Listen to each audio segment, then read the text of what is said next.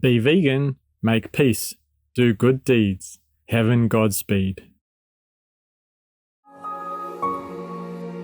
With profound, humble gratitude and love to all venerated enlightened masters, we bow to the Almighty in soulful gratefulness for gifting us with their holy, blessed presence. May all beings be awakened by their divine grace. Part 3 of 4.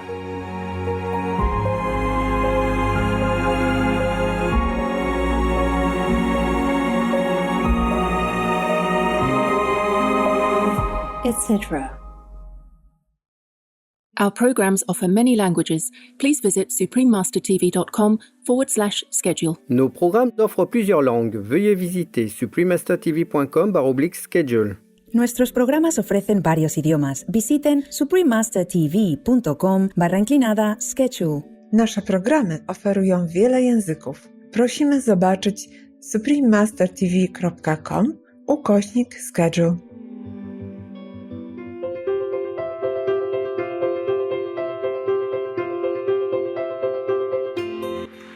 For decades, Supreme Master Ching Hai, vegan, has illuminated our world with her divine teachings. A fully enlightened master, she imparts the Kuan Yin method of meditation to those desiring to immediately discover the God nature within, to achieve in one lifetime eternal liberation from the cycle of transmigration. The Kuan Yin method has been practiced by all enlightened masters, such as the worshipped, world-honored One Sakyamuni Buddha, vegan, the worshipped Son of God, Jesus Christ, vegetarian, the venerated Master and Philosopher, Confucius, vegetarian, the venerated Lord Krishna, vegetarian, the venerated Master and Philosopher Lao Tzu, vegan, the venerated Lord Mahavira, vegan, the beloved Prophet Muhammad, vegetarian, peace be upon him, Sri Guru Nanak Dev Ji, vegetarian, and many more. Supreme Master Ching Hai, vegan, emphasizes that if we always remember God, render selfless service to others, and follow the laws of the universe, we will reach our highest potentials as humans and truly understand our purpose on earth.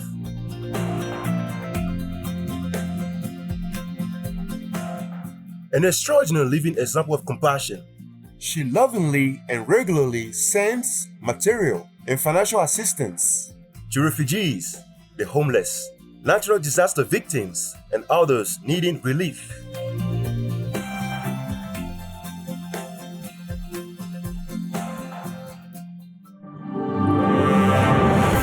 Supreme Master Ching Hai, vegan, respectfully thank all special individuals, organizations, leaders, and governments for all your genuine, loving, ongoing support.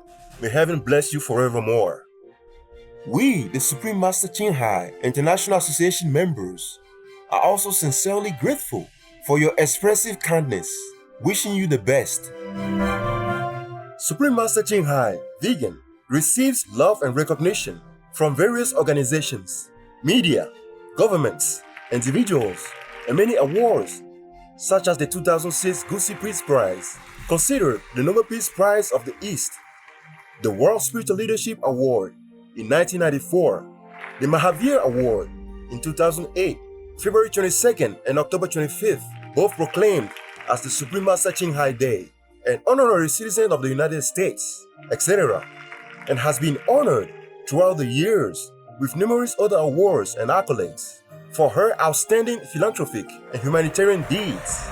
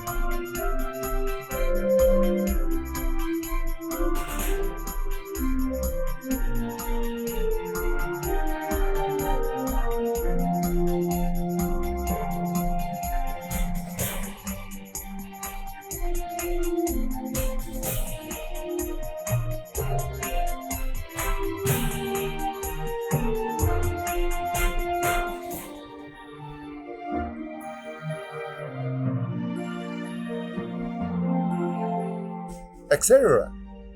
We apologize for not being able to show many other awards and honors for lack of space and time. Supreme Master Ching Hai, vegan, respectfully thank all special individuals, organizations, leaders, and governments for all your genuine, loving, ongoing support. May heaven bless you forevermore. We, the Supreme Master Ching Hai International Association members, are also sincerely grateful for your expressive kindness, wishing you the best.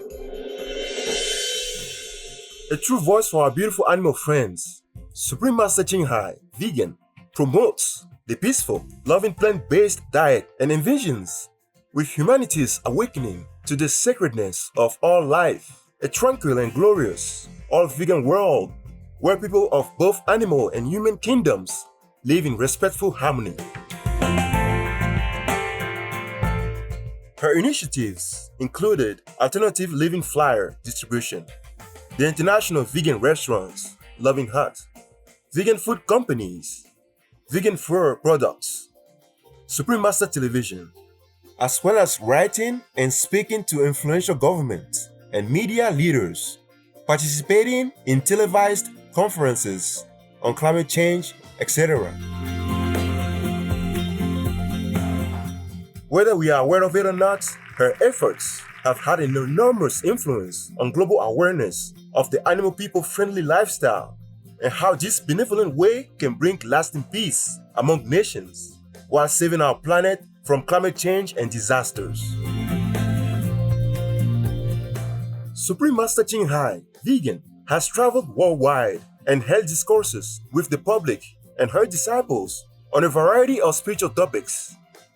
On December 8, 2022, our most beloved Supreme Master Ching Hai, vegan, spent precious time to share her love and wisdom, answering some questions that members had on various topics. Today, we are blessed to present the insightful conference entitled God Will Forgive Us If We Forgive Others, on Between Master and Disciples, heard in English.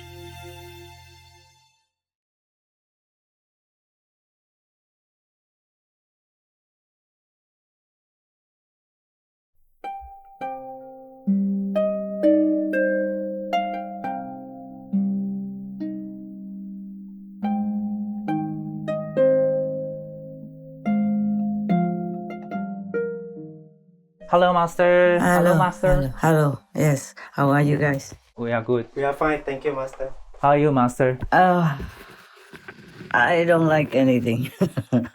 Oh. I don't know. I can't tell you. It doesn't matter. I'm just alive, but I don't know. Oh. Everything is so messed up in the whole world, everything. Understand, Master. I'm really so fed up. But okay, never mind about that. Don't worry, I'm good. Yes, Master. I wanted to call you guys to tell you that because you work upstairs, so you should often, as much as you can, go out in the, you live almost like in the forest, a lot of trees and stuff like that. I know that place. So you should go downstairs as often as you can, go outside in the greenery and walk on the ground to earth yourself. Yes, Master. So that you're not always hanging in the air.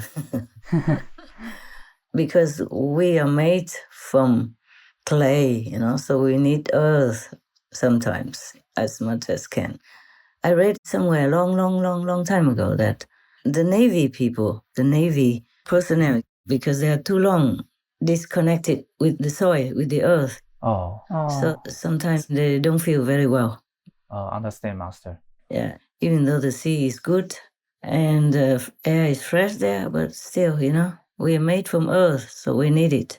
Yes, Master. Remember, okay, huh? Yeah, wherever you can, take advantage of the greenery around you. It's good for your eyes, if you can.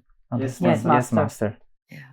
Where I am right now, though in the mountains, I don't see much of the greenery because of some special situation. Also, I'm in retreat. I don't walk down too much. I don't walk out. I don't want to see people. Understand, Master. Yeah. And I keep my place private with the screen curtain and all that. So I don't see much greenery. Whenever I can, I open the window and I look outside to see some trees. It's not very near because people cut them down to make room for other things. Oh. Yes, Master. Understand. So just remember earth yourself. Yes. Okay. Understand, Master. Yes, Master. Anything else? You have enough good food? Yes. Yes. People help to cook, or you have to cook yourself? If you have to, then take turns, okay? Rotate. Yes. Yes. We did. Take good care of yourselves. I need you guys. I need you. Yes, Master. Ah. We need Master as well. Thank you, Master. Okay, you're welcome. Yeah, without me, you wouldn't have to work so hard. And why do you need me, huh? So that you can work, huh? Yeah, okay. I'm glad you work well, truly. I appreciate it. And you need to meditate a lot also, 3 times at least per day. I told you already. Yes. And meditate before you sleep on the bed or on mattress, wherever you are. Before you just fall onto the bed. Yeah. Just meditate until you fall down on the bed. That helps also. And you have better dreams, better visions, if you do. Yes, Master. All right. Anything you want to ask me or request from me that I have to do anything for you or anything? Yes, we have some reports. Oh, tell me. 2 recent drone strikes have occurred deep inside Russia, reportedly by Ukraine. Oh. Although they have not claimed responsibility, yet they have applauded these strikes hitting military targets as opposed to civilian infrastructure. Oh. I'm surprised that Ukraine targeted inside Russia. Are you? Yes, Master. Yeah. Me too. I'm surprised. I'm surprised why now? Why it took so long? Yes. Yeah, I was worried about that. I was worried that Ukraine, after being patient for so long and just humbly defending, they would one day have had it. They would one day think that they have had enough and they will attack Russia. I was worried about that for a long time already. Yes, Master. Yes. I'm worried that it might make the war bigger and longer. Yes, Master. Yes, Master. A Ukrainian drone's been used to attack an airfield in the Russian border region of Kursk, according to its governor. The strike early Tuesday ignited an oil reservoir. Russia's defense ministry accused Ukraine of 2 attacks on Monday. Moscow says 3 servicemen were killed. So what we are seeing now are Russian targets being hit deep inside the country for the first time in the conflict. The Ukrainian use of drones has been strategic in the sense that while the damage, as we can see here, is minimal, they've hit 2 bases that are extremely important to Russia's military. These are strategic bases housing Russia's strategic bomber force, and it shows Russia that nowhere is going to be invulnerable. In Vietnam, we say, con dung mà bị đạp nó cũng quay đầu lại. Meaning even the earthworms, so peaceful and humble, but if you step on them, they even turn their heads trying to defend or attack, even though they don't know how to attack actually. Meaning that you should not test people's patience for too long. You should not oppress anyone for too long, beyond their endurance. Otherwise, they will strike back. That's normal. Yes, Master.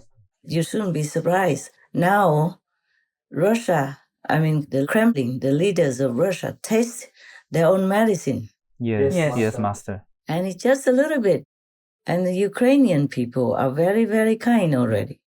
Meaning, war is never good, but at least they don't target the civilian area, like apartments or anything to do with the civilian people. Yes, indeed. They are using just truly gentlemanly, straight retaliation. At least we have to acknowledge that the Ukrainians, if that was their attack, they are good. They are gentlemen, just man to man, not trying to harm other innocent people, like civilians who are outside of the war's influence.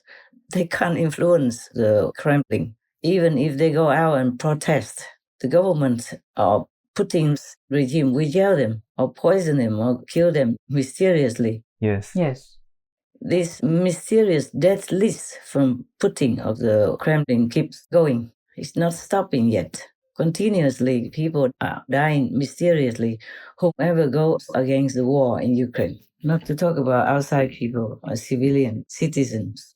These people who die mysteriously were actually Putin's strong allies. But even they, the so-called friends or allies, can bear no longer. So they have to voice their opinion and then they're dead. Mysteriously. Yes, Master. Mysteriously all the time. And the list is long. Yes, Master. Yes, Master. 8 strange deaths in less than 9 months. All top bosses at Russian oil and gas companies. What are the chances of that happening? Naturally, there is speculation. Were these oil barons opposed to Putin's war in Ukraine? And if so, did that lead to their untimely deaths?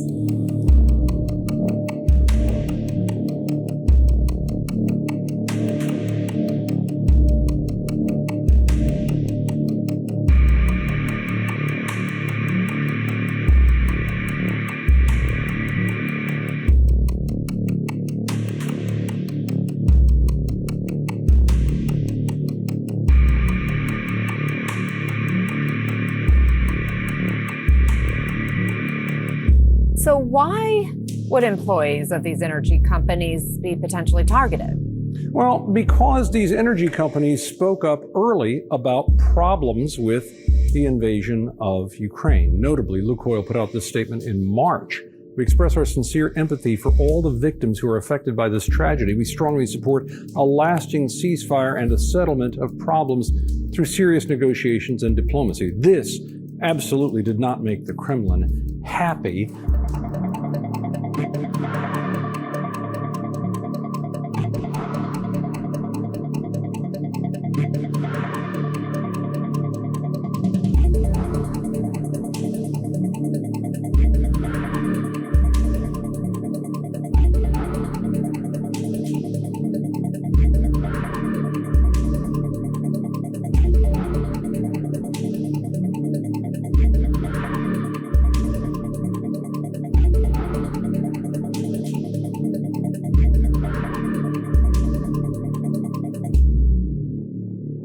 So there's no surprise, okay?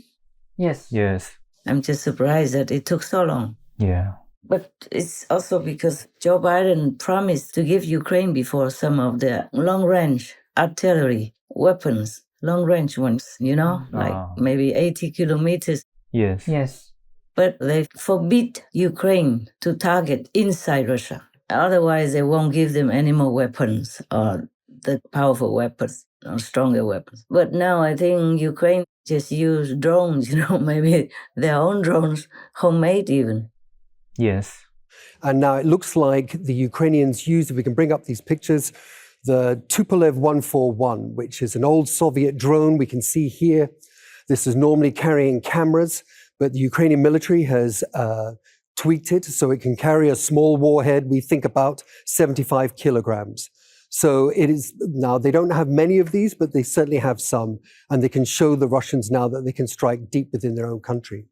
I don't know much about their drones, but they target long range, even 400 something miles into Russia from the border even. That's a long one. Yes. I said 400 miles, that's about 640 kilometers from the frontier. Yes. Yes, Master. Yeah, that's quite long inland. And I wonder what kind of drone is so powerful like that. No wonder Russia is scrambling to try to find a counter-defense measure. Yes, Master. Yes, Master. That's even a second time. Anything else? Yes, Master.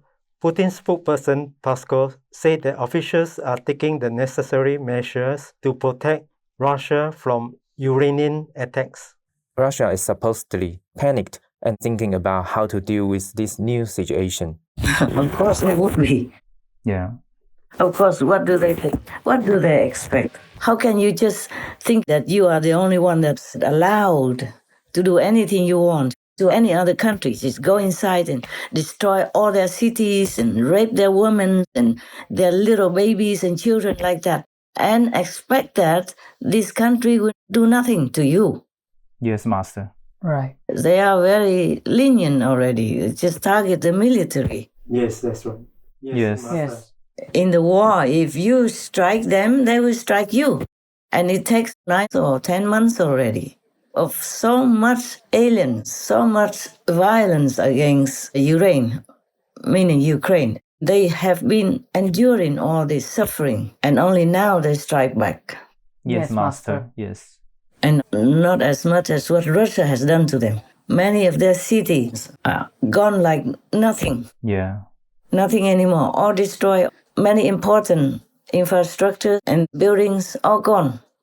And the winter is coming that destroy all the electricity, water, and all that. And people in Ukraine now are more or less freezing. Yes. Yes. In Ukraine, winter is coming. In the capital, Kyiv, the foreign minister warns snow won't be the only thing falling from the skies. We are anticipating another massive missile attack by Russia. And the goal of this attack is to bring total destruction to our energy system. Crews are racing to restore power. These tents, set up by the government, a badly needed break from the bitter cold. Ever since their humiliating retreat, Moscow has been hammering her son relentlessly. Haven't money, we haven't eating. It's a misery Anastasia, an instructor at the university, knows all too well. It's so cold. You have no electricity, you have no heating, you have no water. But you're free. Freedom. You have freedom. This is more value for us. But that freedom is far from guaranteed as Russia continues to pound her son, devastating its energy grid. But as we've been hearing, people say they would rather live without food, water, or heat than live under Russian occupation again. I hope they can survive winter. I hope they can survive, and the children can survive the harsh winter now that they don't have electricity and don't have gas. Yes. Yes, Master. Their fields are destroyed. Their products are stolen by Russia. Their women and children are molested, imprisoned, tortured, and interrogated. Yes, Master. Yes, Master. Who would be able to bear it, huh? So because Russia has forced them into a kind of corner, that's why they strike back, because either way you die. Yes. Yes, Master.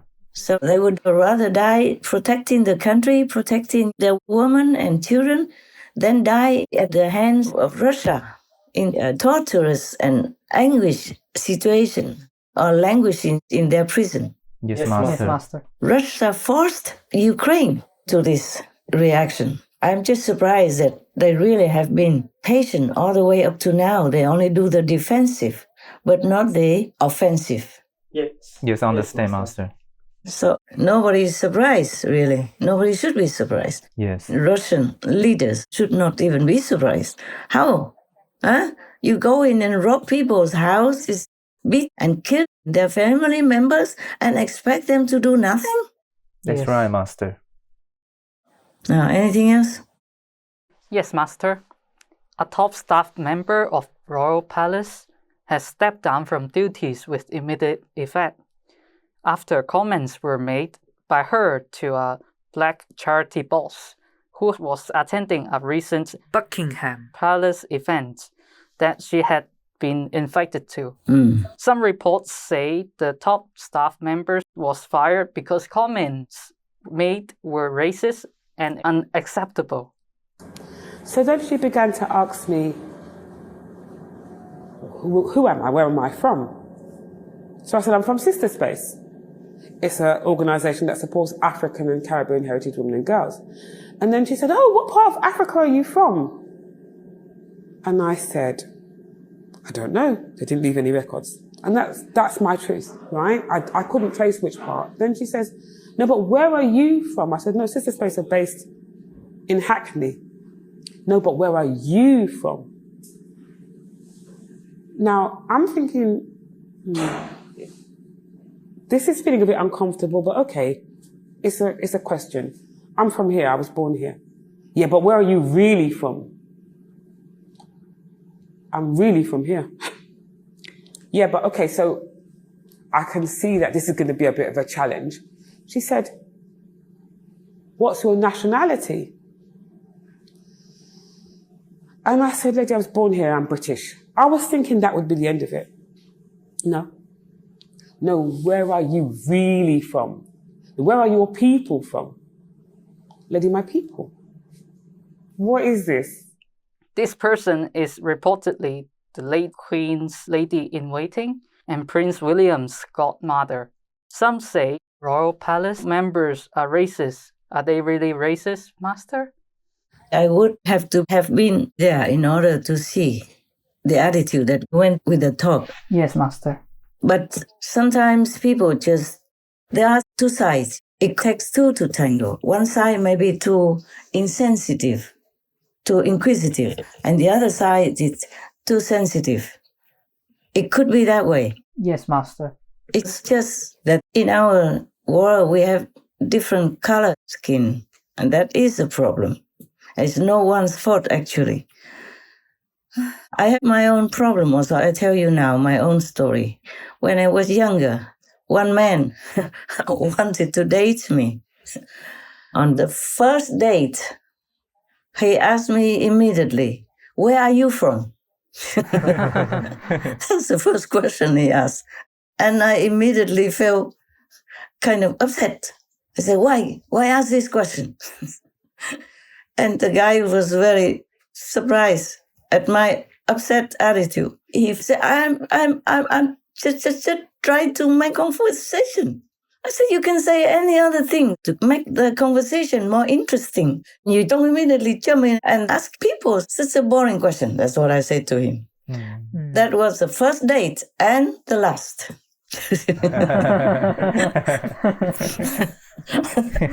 Yeah, because actually I didn't want to go dating, but many of the friends, they're pushing.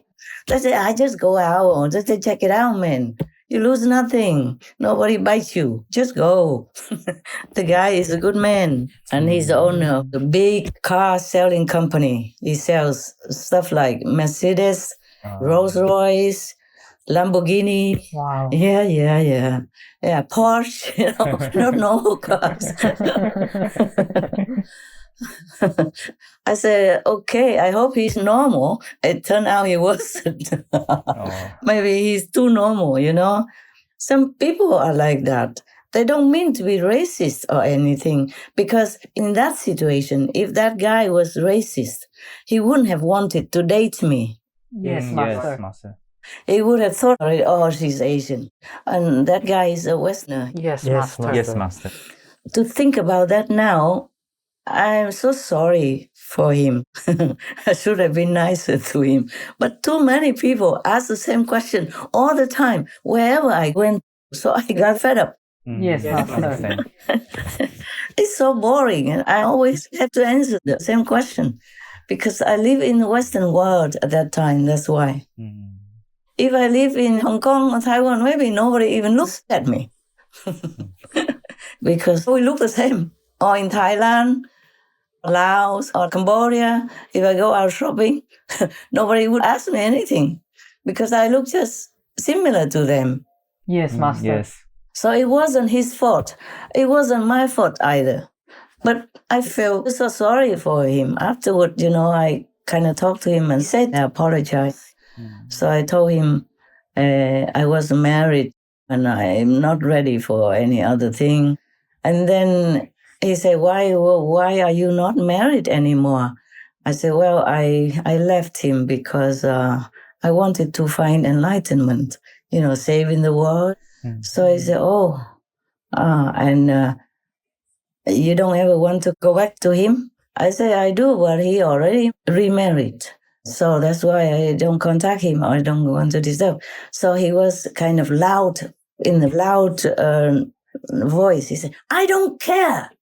If you love each other, you love him, you must go back to him.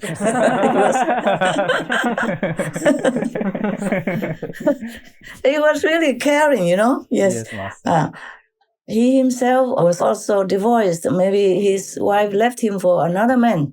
But I left my ex-husband not for any man, but for my idealism, just to help the world, help the poor and all that.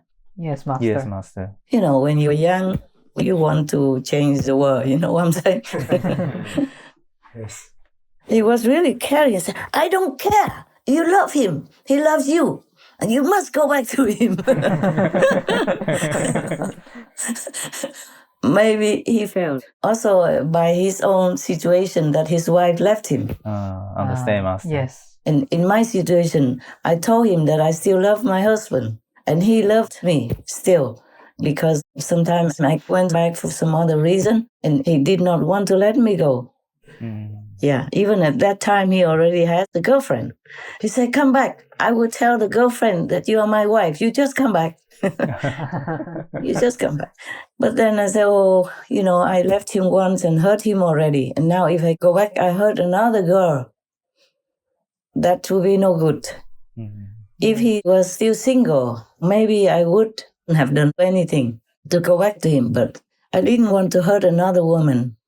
I didn't feel right. So I just let him be like that. Understand, Master. The thing is, I was so upset with this man. He was very kind and he treated me so nicely and gentlemanly. But it's just that his first question was, where do you come from?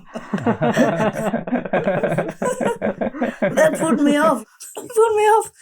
He was driving his car and I was sitting next to him. I felt the space became too small. I wanted to escape, I felt very, very upset. Yeah, so I talked in a very loud voice to him. Later, I apologized, that. I said, I don't think I'm ready for anything. I'm very sorry. You're a very nice guy, and I shouldn't have talked to you in such a voice like that. But I answered that question many thousands or millions of times already. I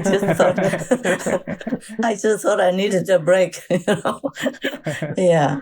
Number one, there's something inside me. I didn't like to say that I came from Vietnam, that I am from Vietnam.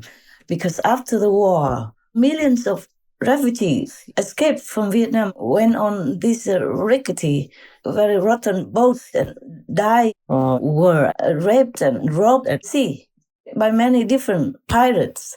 Oh my God. Lydia also met a lady who left together with her, but on different boats.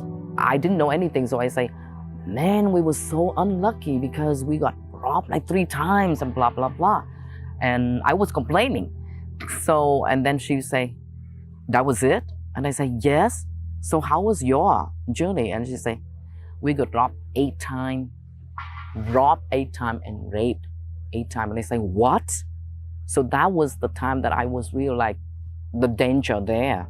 Rumor had it that these pirates were allowed specially from this and that government in order to scare the refugees so that they didn't keep coming out anymore and making problems for their country. Of course, they suddenly came in so many hundreds of thousands. They don't have enough infrastructure so quickly, in such Asian countries. Yes, Master. And in Hong Kong, suddenly they had some place to stay. But not every country at that time was rich like Hong Kong or so ready immediately like that. The Philippines also. At that time, it was still President Marcos, or at least the First Lady, Madame Imelda Marcos. After I met her, she said to me that she was the one who told the UN that her country would be ready to accept and to help the refugees. And she was the one who also tried personally instructed this and that area to build quick, simple shelters for the refugees. She's the one who opened Philippine door for you. She's the first one ever. The Bataan refugee. Yes, she built it in 20 days for 20,000 people. 20 days. Day and night work. Yes. Because the Vietnamese were coming in boats. Yes. And we were so scared because the typhoon and the sharks and the bad elements, So they have to rush. She rushed them to build it in 20 days. The Bataan refugee plant. Not many people know about this. Please tell us more. Please tell us. Well, we want everybody to know. Well, it so happened that I remember Ambassador Murphy at one time, and also the United Nations officials came one day to me and was so desperate because the people from Vietnam, especially South Vietnam, was getting out because there was so much violence, so much fighting, and so much killing. And so they were coming in boats and with hardly anything with them. And so what I did was when I heard this, and I said, okay, we will welcome them here. We will welcome them here. And so I asked how many are them in first batch, and it says maybe 1,000, and then maybe 2,000, and so on and so forth. So I was rushing the refugee camp, and I'm so glad that I was able to fit in everybody when we were able to put in the refugee camp for it's like 1,000. So I'm so happy I had the honor and the privilege to be able to welcome. Oh, you're compassionate. You are compassionate. That's why I was very grateful to her. I gave her all the jewelry that I designed and had brought with me at that time. Oh. Everywhere I went, they just brought a lot of jewelry, and at that time, my clothing that I designed and all that to make me look good, look glamorous like a model, so that they could sell more. They told me, they told me whatever I wear sells quickly and more than usual. So they kept making me wear this, wear that all the time. Yeah. I'm so small. You wore so many things, jewelry, they're heavy too. And whenever I went home after meeting or wearing for the public, I could not take all these things off quickly enough. I asked some of my helpers, or whoever was nearby, please help me take this, I take that, you take this, take them all off quickly, because I couldn't bear anything on my body that much. When I was younger, I was also like that. My mother gave me a lot of jewelry to wear on my ears, and my hands, and my neck, just in case, because we were in the war. Yes, Master. So she said, in case we get lost, cannot contact, then you sell this so you can survive. But I did sell, not because to survive, but to treat my friends, my classmates and all that. I sold them stupidly because I didn't know how much they cost. So I sold them just like for whatever they say. I knew nothing. Yeah. And my mother scolded me so much. Said, wow, that costs a lot. You can't just sell like that. It's like 10% of it only. Oh my God. Wow. But then she gave me again and told me, promise not to sell. I said, I promised not to sell, but I didn't say I promised not to sell all, so I did sell some again. When you are young, you don't know the value of these things. Yes, Master. And you don't appreciate that your parents work so hard to earn money and to save for you and to look after you. And you have your friends, they love you, they like you, and you want to treat them nicely and all that stuff. Yes, Master. So now, the reason, after the war in Vietnam, many millions of people tried to escape by different routes, especially by sea, and many died, and then even if they didn't die, sometimes they were raped and robbed, like the pirates just stole the earrings from their ears and left their ear broken and bleeding. Wow. Or took jewelry from their hands and broke their wrist, for example. Oh my God. Or raped the mother in front of the children, or the wife in front of the husband and all that. We were repeatedly attacked by the Thai pirates that afternoon and late into the evening. One after another, the pirates, which were fishermen wearing sarongs and carry big knives, hammers or iron sticks, jumped from their boats to ours. The pirates shouted in language I didn't understand. Our boat was full of people, mostly elders, women and children. Young women and girls panicky put on multiple layers of clothes. They rubbed their face and hair with grease from the floor to make them look ugly. The pirates point knives and hammers to people's chest or neck. They searched our body and torn up our clothes. They searched ear, nose, mouth, hair, and even private parts. They emptied oil and water containers. They even cut up rice bags to look for money and jewelry. They tossed all our belongings to their boats. I heard all that story because I was visiting them. And I was also working for a couple of refugee camps and for the Red Cross. And I knew all these stories. And it was really terrible for me at that time. And then when they went to these refugee camps, of course they were looked after, but not all the refugee camps were the same. Bullet của Indo nó học được mấy cái từ tiếng Việt á, nó bắt đầu nó tới giờ thí dụ như 3 giờ chiều nó đi từ phòng 1 nó tắm là nó thông báo vậy đó, thì mọi người cởi đồ ra bắt đầu ngồi bên dưới nền xi măng á, là đi ngang bắt đầu xịt phòng 1, xịt phòng 2, xịt phòng 3, xịt phòng 4, phòng 5, phòng 6 phải không? Thì trong cái lúc mà nó đi qua phòng khác thì phòng này á là ướt người rồi đó, thì ai có xà bông thì chà hay là ghét này kia đó, thì chút nữa nó đi lại nó sẽ xịt cho mình một lượt nữa để cho nó sạch. Nó càng đối xử ác với mình như vậy để làm gì? Để cho mình sợ, cho mình chán, cho mình mất hết tinh thần, để cuối cùng mình phải đăng ký chấp nhận hồi hương về Việt Nam.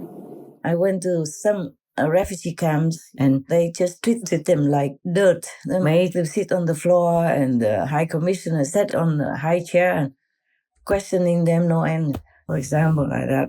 And I felt very ashamed, too ashamed to be a Vietnamese at that time. So anybody who asked me that question, I tried to avoid the answer. I try always to hide where I'm from. I was so ashamed, truly so ashamed to be a Vietnamese at that time. It took me long years after until I felt better. But to be honest with you, I still don't feel that better. I still don't feel completely good or proud to be a Vietnamese. Yes, we understand, Master. So that poor Days guy, he just opened the wound again. Poor guy, he's a good guy, yeah. You can see it when he was angry because I should have gone back to my husband. I don't care. He loves you. You love him. You must go back. He really put all his heart into my situation. He felt my situation was justified. Yes, Master. Anyway, so it's okay. That's it. I didn't ever see him again. And he said to me, okay, whenever you need a good car for anything, you can just come here and drive one and return it to me. You don't have to buy one. Wow. Even the Rolls Royce or anything. Wow. He said, because you don't drive a lot, so what for do you buy a car? Yes, indeed. You just come here, take any car you want. Oh, here now, come, try this Lamborghini, try the Porsche. So the Rolls Royce, etc., you know. And okay, the Rolls Royce I kind of like because it's comfortable and the stick shift is very smooth. Yeah. And the car is very heavy, so when you drive, you feel very safe. But the Lamborghini, when I sat in it, I didn't see anything in front of me anymore. I said to him, how can I drive? I don't even see the road. And the same with the Porsche, almost, you know, because this kind of car, they make it for sport driving, yeah, for men. Yes. Yes. And the seat is very low. You can touch the road, you know, almost it feels that way. And I am too short. You know, when I sit in there, I'm lost. If you're outside, maybe you don't even see me inside the car, and I see nothing in the road at all. It's so funny. Yeah. He said, okay, any car you want, you can come and drive day, 2 days, and return. You don't have to buy. Because I went there and tried to see which car I like to buy. Anyway, that was a very short date. Not even a day. You know, it was just a few hours in the evening. Actually, afterwards, we still went eating and he chose a vegan food for me and all that. Not too bad. Yeah, boy. Not too bad. I told you, the people outside are very nice to me, although I do nothing for him. I even yelled at him, and he's still liking me. Yeah. So I had this kind of inferiority complex within me, and tiredness of repeating the same answer again and again and again. But that guy, it was not his fault. He just asked a normal question. It's just I'm not normal. I wasn't in a normal situation. I wasn't from a normal country. Yes, Master. And then I felt very ashamed already. I tried so hard to hide my identity all the time, anytime I could. And anybody who asked me that question, I fell out with them immediately. I went somewhere else, talked to somebody else who already knew me and didn't ask me that question again.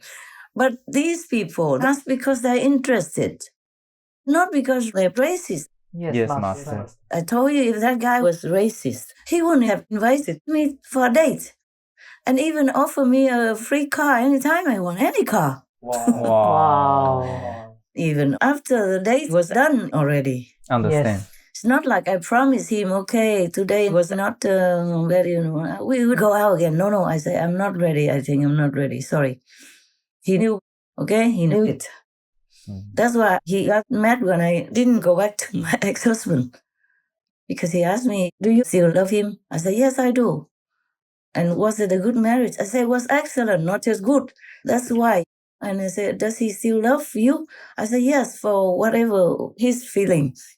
He asked me to go back to him, even though he already had a girlfriend. That's why he said, I don't care. Go. So I said, I cannot say I don't care about the girlfriend's feelings. I cannot hurt another person. And this time on purpose, not because of idealism or going to find enlightenment and save the world and all that, even though it might sound naive, but that's what I was. I was really trying to save the world. That's why I left my husband to go to find some solution, some enlightenment like the Buddha did. That's what I thought. But now I'm already somehow enlightened. And how can I go back and break somebody else's relationship and hurt somebody just to get my husband back? So afterward, he didn't shout, I don't care no more. I said, yeah, I understand. But it's a pity, he said. It's a pity. Love is hard to find. Such love is hard to find. I guess he was still heartbroken. His broken marriage left him heartbroken. Yes, Master. Yes, Master. Sometimes people don't know what else to ask when they meet a person for the first time. I am not sure that if I was the godmother of Prince William, I would be able to control myself and not ask the lady, where are you from, actually? Because just my opinion, my feeling is Lady Susan Hussey used to be the Queen's favorite, and the Queen wanted to keep her in the palace to continue further whatever assistant work she liked to do for the new king even. And she's the godmother of Prince William, so she has big respect. Yes, Master. Yes, Master. I want to tell you why. That's why the Queen must have trusted her enormously, and the royal family must have respected her so much that they even made her the godmother of Prince William. It's a big thing. Yes, Master. So because being next to the Queen, she probably trained herself to always take care that whoever comes near the Queen should have some good background or something she should know in case the Queen asks her, oh, where does that lady come from? Who is she and what does she do? Why does she want to see me, for example, like that? So she has to know in advance, being the lady in waiting, always next to the Queen. Yes, Master. So maybe it's due to training that she does that. I understand what you said because I read that news also. First I thought, oh, it's just a single case. It's not very important, no big deal. But since then, she had to step down. And the boss of the charity organization, Madame Folani, was angry and told the press that she was feeling abused in Buckingham Palace. Yes. It's not possible that I, with different color of skin, different facial features, go around in the Western world and go into a very special place like Buckingham Palace without people being curious about where I came from, for example, if I were there. Yes, Master. Either Lady Susan has been trained to do this job, to protect the Queen. That's why she was trusted with Prince William even. Or she was so curious that she could not contain herself. She had to ask. Yes. Because Madame Fulani looked different, of course. Yeah, I saw her photograph. She looked glamorous also with a beautiful hairdo, nice dress, and beautiful face and all that.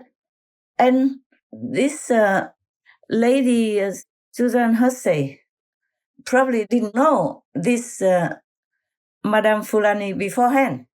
She was just curious, or it's a habit, asking where she came from. Maybe just naively or curiously only. Because, oh, how come? Oh, such a lady, so beautiful. How come I never saw her before? And how come she's even privileged to be invited into Buckingham Palace to a reception? Yes. Yes. It's very special. Not just anybody can go there. Can you go there? Can I go there? No. No, Master. Maybe you can, not me, huh? Maybe you guys are still young and handsome. Maybe you have a chance. Me, an old lady, huh? Doing what in there? Okay. So she was also surprised, no? Oh, where does this lady come from?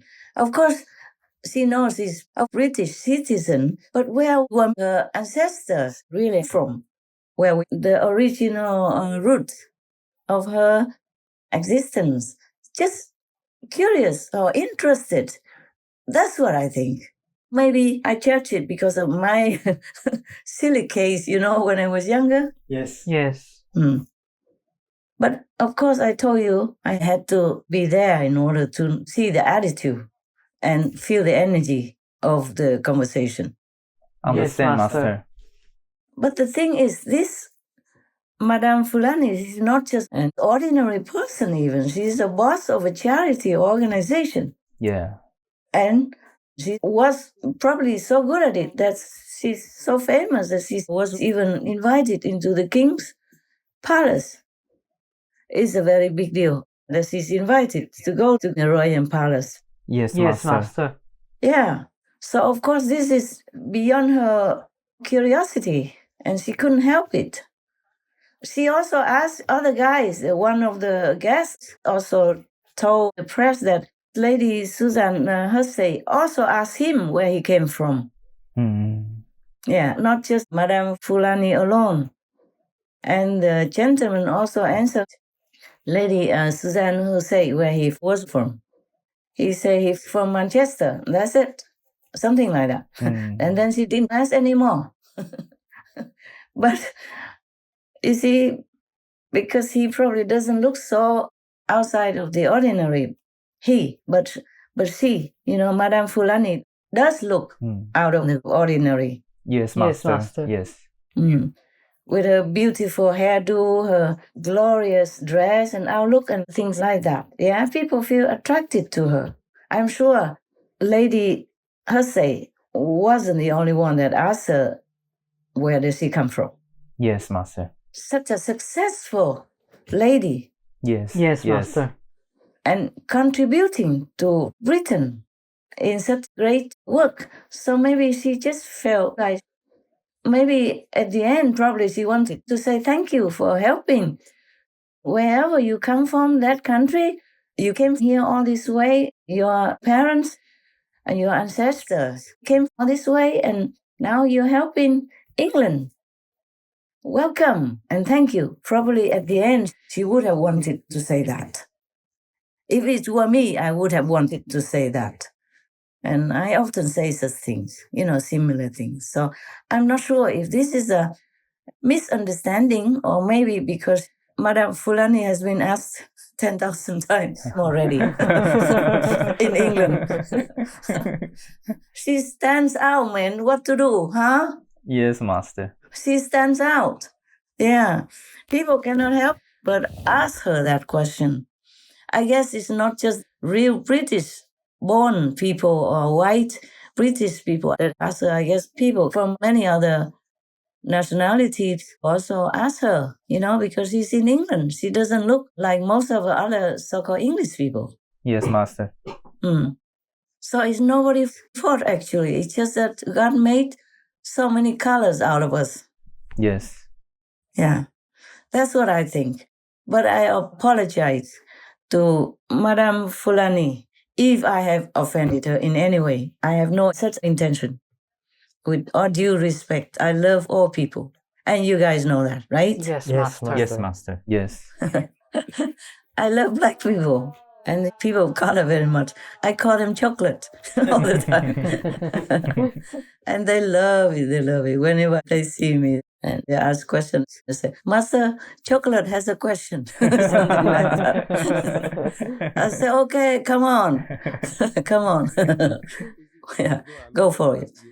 The world is like this. We have so many different nationalities, different colors of skin, different jobs, different aspirations, different countries. And if we are in a different country rather than in our own country, then we are bound to be asked where we're from. That is definite.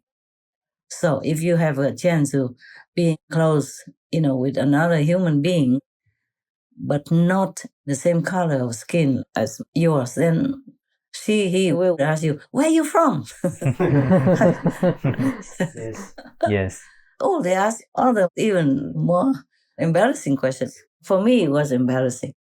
I was invited to a dinner party in Monaco where His Royal Highness Prince Albert II was, it was his party. He invited good people and all that, and I was lucky. I don't know why I was invited there as well. Just by chance. I forgot to ask why I was invited. Probably they would have told me why, but I did not have the chance to ask. So I was there, sitting very near to His Royal Highness and many other royal household members. Yes. Yes, Master. And they all asked me, they came and asked me, where are you from? And what's your name? And I had to tell them everything. I was already prepared. So I just read it out just like you learn by heart in kindergarten or in primary school. I say, I am named so-and-so. I was born in 19 so-and-so from so-and-so. And I say even the city where I was born as well. So that's it. They were gone. Or they continue or they were gone. So just before they asked, I even told it right away already. They came to shake hands and say, I am so-and-so from Vietnam, born in 19 so-and-so, in such and such province or city. Yeah, like that. I sat alone, without partner, without anybody. And they came and say, oh, you don't have any man? I said, no. So they say, you should find a fiancé, then you can become monogamous. I said, oh, good idea. Thank you. I will think about that. Your advice is valuable. Thank you so much for really caring for me. Yes. And later I went out to take a drink at the drink area or something. I forgot why I stood up from the table. I guess I had enough with all this men stuff answering. So I stepped out. I said, oh, I will go out for a little fresh air or something. And then I met my doctor at the time. He was my doctor at the time. I was sick and I went there and I got better. The doctor treated me. So I saw him. And then I said hello and all that. After talking for a while also with his girlfriend or fiancé, then he accompanied me back to my table. And immediately all the ladies at the table said, oh, you have found yourself a man. Huh? My God. You have found yourself a fiancé. Oh, God, not so fast, my dear. I was so embarrassed. Yes, Master. I said, no. Sorry. Oh, no, he has a fiancé himself. I'm just his patient. He's my doctor. He's Dr. So-and-so. And everybody felt so disappointed. I saw their disappointed faces. I guess they was hoping I became monogamous so quick afterward, but their expectation didn't come true. So they look like, oh, like it's disappointing, you know. I also didn't know what to say. I was so embarrassed. So it doesn't matter, you know, you stick out. If you are a different race and go to live with or mingle with another race of people. Yes, Master. Yes. You stick out. If you are a different race and go to live with or mingle with another race of people. Yes, Yes, Master. Master. Yes. And just like some animal people in the wild, even when I saw some animal people that I have never seen before, I didn't know what he or she is called. So I asked my assistant, look on the internet to see what kind of animal person that is. Not because I'm racist. Am I? No, Master. No. No. And then he said, oh, this is called a beaver, for example. I said, oh, what is a beaver? What does he do normally? Etc., etc. Yes. Yes, Master. Just because I'm interested. I never saw this kind before. You don't always see a wild animal person wherever you live or wherever you go. And then sometimes I know the name, but I forgot. I also ask the assistant or whoever, look on the internet, tell me more about him or about her. And how do they keep their children? You know, they swim all day in the water like that, fetching wood sticks to make dams. Aren't they not too cold and all that? So they explained to me this and that, how they live their lives and all that. It doesn't mean I'm racist. I was just interested. I just feel he's so lovely. I have to know more about him or her. At that time, I didn't know if that's she or he. Yes, Master. Understand. But sometimes people just too straight, you know. You should make a little conversation first, preparing for mental acceptance, you know, mingling. But some people just ask, they just straightforward, just like that date of mine.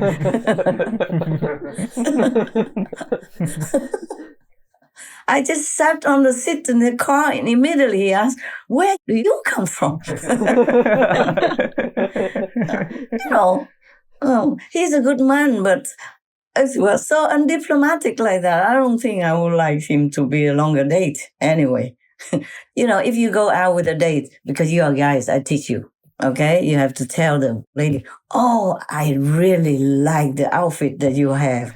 It makes you look more beautiful than I ever could imagine. For example, like that. Oh, your hair, my God, so beautiful. Yeah. I like your ring. Oh, your shoes.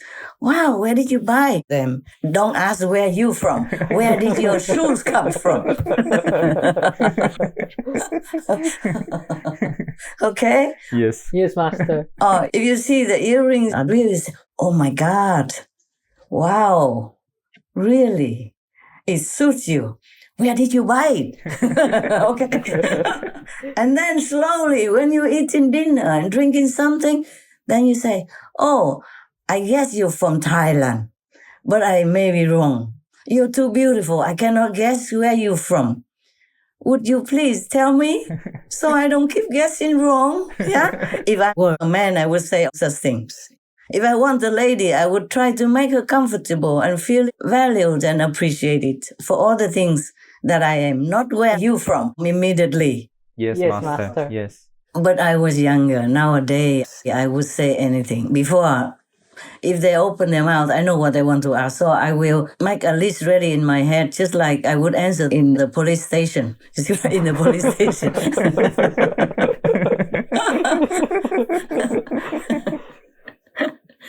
But I would never say that I'm the Supreme Master Ching Hai. If they ask further what I'm doing, I say I'm a teacher. Yeah. Are you still teaching? No, not really. I retired. It's true. I was a teacher, but I'm retired from that job. So I didn't tell a lie or anything. And if it's too boring, then I say, oh, excuse me, I need to go wash my hand or something like that. Or fetch myself another drink. Yeah, instead of being offended. Because I know they have to ask. They just have to. Yes, Master. If you are the only one that looks like that, in the whole party even, then they have to ask you. Yes, Master. Yes, Master. Just like that date of mine saying, I just want to have a conversation, that's all. Yeah, it's just that he started in the wrong end. In my opinion, yeah, he could not understand my feelings. I cannot blame him. He was not born in Vietnam. He has never gone through any war, seen dead bodies on the street or next to the river, or seen on the news that your people run out of the country in millions or die, or raped and robbed at sea by pirates and all that, and being looked down upon as a beggar in some of the refugee camps. So he could never understand my feelings. He never had to go through all that. If I asked him, he would be very proud to say, "Oh, I'm American, I'm English, I'm French." Yes, Master. Yes, Master. He would never be ashamed to say he's American or French or English. I was too ashamed. I couldn't help it. I couldn't help it. Some wounds just take a long time or never heal, especially psychological wounds. You know, the war leaves deep scars in people's minds. Yes, Master. Yes, Master. Truly so ashamed. I even wrote a poem. I say, I'm so ashamed. What was it? I forgot. It was a long time ago. Yeah. Tôi nhục nhã với cả toàn thế giới. 4.000 năm văn hiến nhói tim đau. Thà chết đêm nay trong ngục tù tăm tối. Còn hơn mang chung tên với anh trên mặt cõi địa cầu. I said I'm so ashamed with the whole world because I remember we have 4,000 years of culture. But now, because what I said before, before that, it's a long poem. This is just the last sentence. I said, I'd rather die. I'm talking about a prisoner who was imprisoned by his own brothers. I talk about a story of one person who was so excited to see that the northern Vietnamese came to the south and that he has a chance to see his brother again. But then his brother imprisoned him because he's the soldier of the other side. So I wrote that from that story. But I was really ashamed myself. So I said that prisoner would rather die in prison tonight than having to continue to live and face the world with the same nationality, similar like that. I was really ashamed. I wasn't married or anything at that time. I was very young still. Yeah. I was not even 20 at that time yet. I can't remember. Maybe 20, maybe 20 something. Not very old. Yeah. And I wrote that from my heart. I was so ashamed because I felt like my people went out like beggars and not being treated nicely everywhere. Yes, Master. Not everywhere, but of course they tried their best. The world had tried its best to accommodate them, but not everywhere was the same because of different administration personnel. Yes, I understand. Some of them don't like foreigners in their land, and refugees are just like a burden to them. If some countries are not that rich already. And the Vietnamese went there because it was nearby, or their boats were broken and they had to swim to the shore there, before they die. Yes. Something like that. And they were looked upon not like very kindly or not respectfully. I went to different refugee camps and I did not feel good at all. The more I saw the refugees in different camps, the more ashamed I felt. Deep in my heart, I felt so bad, so ashamed, so sad. So now you understand, why I I yell at that guy. Don't ask me that question. Yes, Master. We understand. And so maybe it was a similar situation with Madame Fulani. Everyone is different. But your question is whether or not the royal household is racist. I don't think so. For what reason should they be like that? They invited this Madame Fulani, and knowing that she's a person of color. Yes, Master. Yes, Master. How can they be racist if they invited her? You understand what I'm saying? They invited her there. Yes. Yes. So maybe that lady quit because she felt like it became such a big deal and she felt sorry to offend such an important guest. So she quit, or maybe she was told to quit, like they fired her. I feel sorry for her also. Yeah. She has never been questioned, the same question like that. Like the question she asked Madame Fulani. But we are different. We don't have the same feelings. We don't have the same background and situation. So it's not her fault if she doesn't understand. And to kind of force Lady Hussein out of her job, fired her or making her quit herself, this is not a very justified situation. I think she has been a trusted royal household member, so I hope the palace will let her come back to restore her honor. She didn't really do anything wrong. Just ask some questions from curiosity, which is allowed by everyone in a freedom of speech country. She's not a diplomat. She's just a lady in waiting. Yes, Master. Yes, Master. Beloved by the royal household and the queen and the prince, but she's not a diplomat. She probably has never been trained to be a diplomat. She probably trained herself to protect the queen because she was always nearby and always attentive to the queen's needs. So she had to know what was going on around the queen, and it became more or less like a habit. Or it was just maybe insensitive. She doesn't understand people's feelings. Most of the people with white skin don't have this sensitive feeling of nationality or of their original background. Yeah? Understand, Master. Yeah, only the people of color. If they are in their country, of course, they don't have any problem. But if they are in another country and they completely stand out like that, then they probably would have a little bit of complex about their own color because people keep reminding them all the time, where are you from? Yes, Yes. So this is maybe a misunderstanding. I do think so. Actually, the palace invited Madame Fulani to go back there. Probably just to make up or to apologize more or something like that when they have more time now. Yes. The palace invited her to come back after that incident. So if they're racist, they would not care so much. They just let it pass and say, oh, well, misunderstanding, sorry, that's it. But they invited her back to the palace. That's right, Master. And to the king's first royal banquet, he invited the president of South Africa. Yes, Master. And I saw some people of color at that banquet as well. Yes. According to the news, I saw them mingling with different people. And the Princess of Wales, Princess Catherine, was chatting away with a person of color next to her. She forgot even that the king was talking. The king was making his speech, and her talk to this colored person was so interesting. She forgot to stop.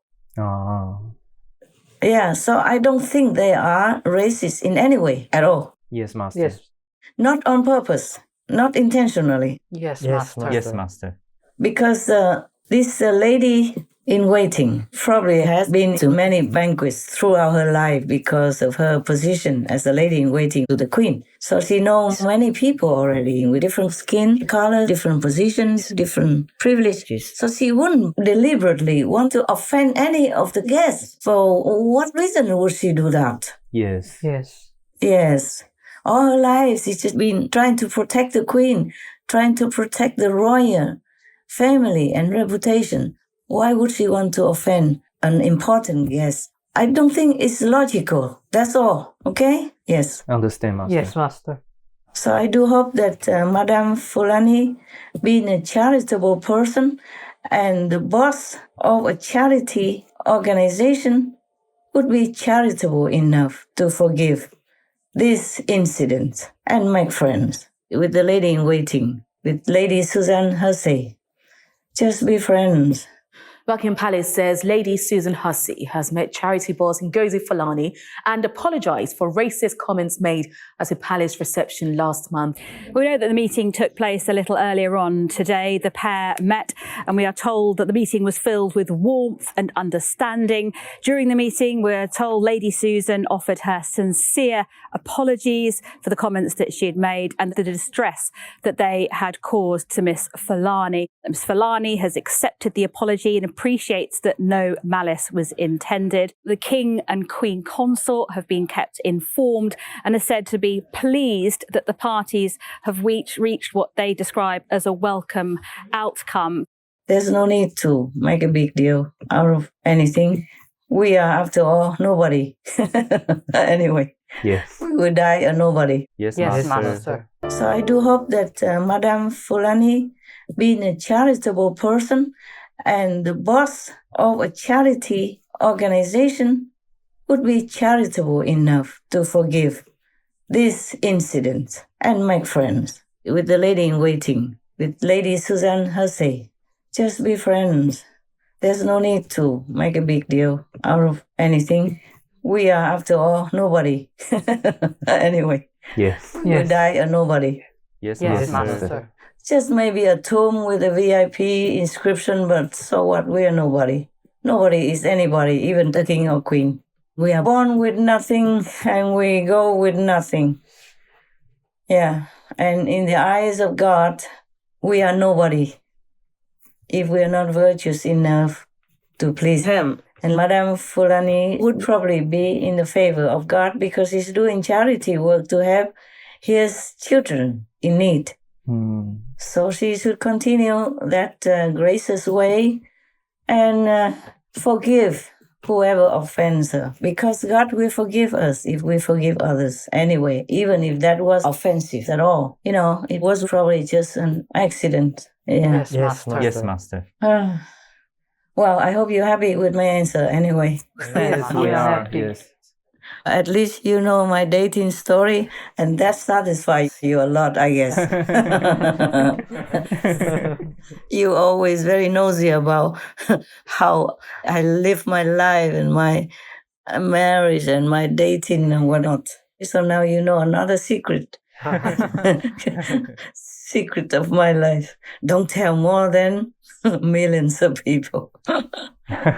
I know you will air it, and I don't know how many millions will see it. I don't care. I don't care. My life is an open book. Except for the secret of heaven, I cannot divulge anything else. You know already. Yes, Master. It's just so boring to tell you about my date, so I never told you this. Have I ever told you this story about this date? No, huh? Maybe, but not the detail like this. Maybe have a mention. Oh, I did? Okay. Well, anyway, it's so boring, you know. It's so boring to tell anybody about myself, like where I come from. And whoever asks us questions should just study a little bit more. Make people feel comfortable and at ease first. But I'm not sure if I remember that all the time. If I see somebody so special, or maybe beautiful or successful, for example, like Madame Fulani, I would probably forget all my advice to other people. I would probably ask, "Oh, but where are you from?" Because obviously she doesn't look like King Charles or Princess Diana, no? She has a different tone of skin. And I would be impressed to know that the people of color in England are doing so well, are so successful. Yes, Master. I would be impressed. Maybe that's the reason why Lady Susan Hussey forgot her caution. Yeah, when you're excited and interested, you forget your guard. You just go straight out. Yeah, so I hope Madame Fulani will feel like, oh, it's just some, lady small talk and doesn't mind too much. This makes a wrinkle on her skin. Okay, then. Anything else you want to ask me? It seems like recently people try to attack the British royalty. Like the documentary from Prince Harry has come out and is supposed to be a bombshell, and the content is not supposed to be favorable to the royal family. As part of a multi-million-dollar deal, Harry and Meghan opened up to a Netflix crew.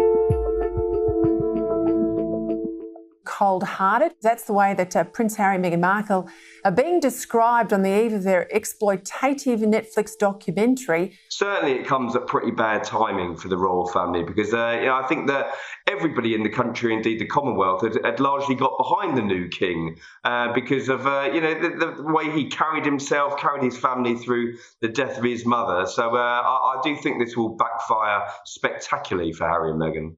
And then some people threw eggs at the king again. My God. These egg-throwing people don't know how lucky they are, living in such a free democratic country.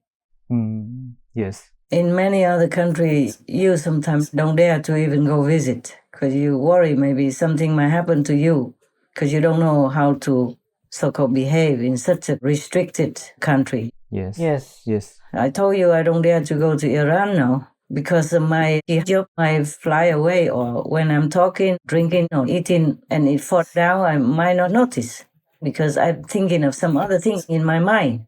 People can be very absent-minded like that as well. Yes, Master. That normally they would wear a hijab, they have it, but they just fall down and they forgot. They didn't think. They have other things in their mind. Yes. Or maybe at that time, that day, they were tired, too much work and too much stress, and so then they could not think of the job that much. And for that reason, that poor little young girl had to pay with her life. Yes, Master. So many countries I don't dare to visit. Truly, it's like that. I don't risk it because I don't know if I will behave the way they want. Each country is different. Yes, Master. You can't just know all the laws of that country or all the manners or customs of this country. And then you might do wrong and they might jail you or beat you up or kill you. Who knows? Yes, Master. That's why I told you in one of our talks that I miss Russia. I really did. Some days ago even. I still miss Russia because it was a hardcore communist country and they just opened it some years only ago. And then I was allowed to even go there, no questions asked, and talk about spiritual practice. I'm from nowhere. I was not even a guru, Sadguru from India or anything. I was just a Vietnamese little lady. Yes, Master. Yes, Master. Yeah, and then they just let me in and they even took care of me and they told me, go on the bus right in front of the hotel. You don't have to pay too much for the taxi. You don't. Yeah, an elderly lady told me that. And then I went to their shop and all that. They were very, very nice, very friendly, very helpful. They were not trying to sell me more expensive things to get money. No, on the contrary. Yeah, they advised me to spend on this and that is less expensive, even though they know I'm a foreigner. And if I could afford to go to their country and they think I'm probably a tourist, I must have money, but they didn't try to make money out of me. Very kind and honest people. And I really miss that Russia. Yes, Master. I truly miss it. I had so many good impressions because of that, because I'm even allowed to go to that country to talk about spiritual practice. And in the old times, the communists, they don't believe in anything spiritual. They say they're just communists. Mostly they say they don't believe in God or heaven. But I was nobody. So a small little lady was allowed to go to their country and talk in their capital. Yes, Master. Yeah, not just a small village hidden somewhere. No, right in the middle of Moscow. Yes, Master. Yes, Master. Yeah, so I was very touched. And the people were so kind, so friendly and helpful. And some days ago, I was thinking about that and I felt so sad.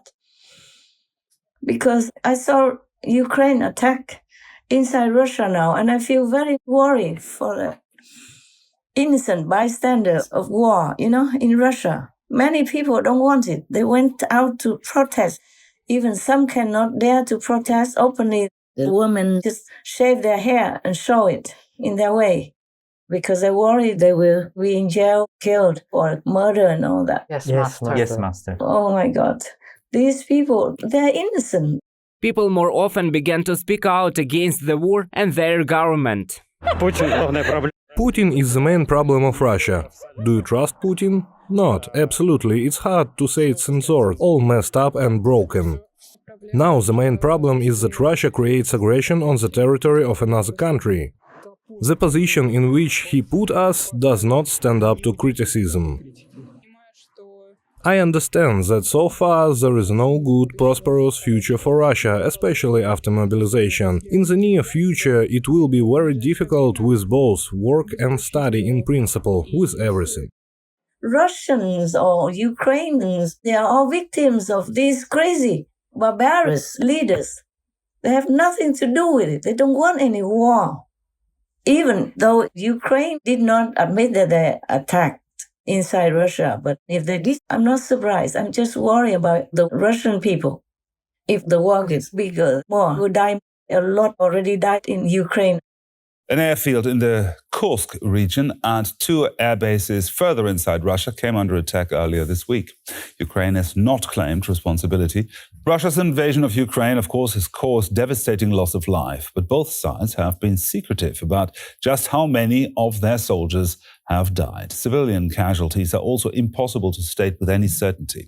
9 months of fighting, airstrikes, artillery battles, and close combat in towns across a 900-kilometer-long front line, leaving thousands dead, but how many thousand is unknown.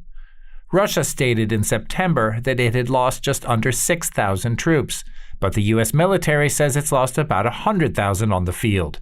Ukraine recently said that about 13,000 of its soldiers had died in the war, but the US said its number of casualties is also more like 100,000. The US uses a variety of methods to figure out that number, including satellite footage as well as social media images of the battlefield. The civilian death toll, another big question. The United Nations' most recent statistics, 7,000 civilians dead. But the front line is too dangerous for observers to make a real count. Many Russian-occupied areas, like the city of Mariupol, where mass graves have been photographed by satellites, may hold tens of thousands more, and Russia is not letting international monitors into those areas. Russia in general makes no comment on the number of civilian casualties in Ukraine. Those beautiful people, young, handsome, and impressionable, easy to be misled and going just die like that. They have their family, they have their parents waiting for them, praying for them. And even older soldiers or generals and colonels, they're older, but they have their families as well. They have their children. They have their wives waiting for them. They have their grandchildren and all that to enjoy their old age. They should not die just like that. Just like that, just die like that. In a second, their lives just gone. Their family are left behind. They will cry so much, but they can never go back to them. Imagine if it's you. If you lost somebody you love like that. That's how I feel, as if I lost somebody I love. Do you understand now? Understand. Yes, understand. That's why I cry all the time. Because I feel what they feel. Yes, Master. I just imagine if it was me. And it's the same feeling. Yes, Master. Imagine if it's you. If you lost somebody you love like that. That's how I feel, as if I lost somebody I love. Do you understand now? Understand. Yes, understand. That's why I cry all the time. Because I feel what they feel. Yes, Master. I just imagine if it was me. And it's the same feeling. Yes, Master.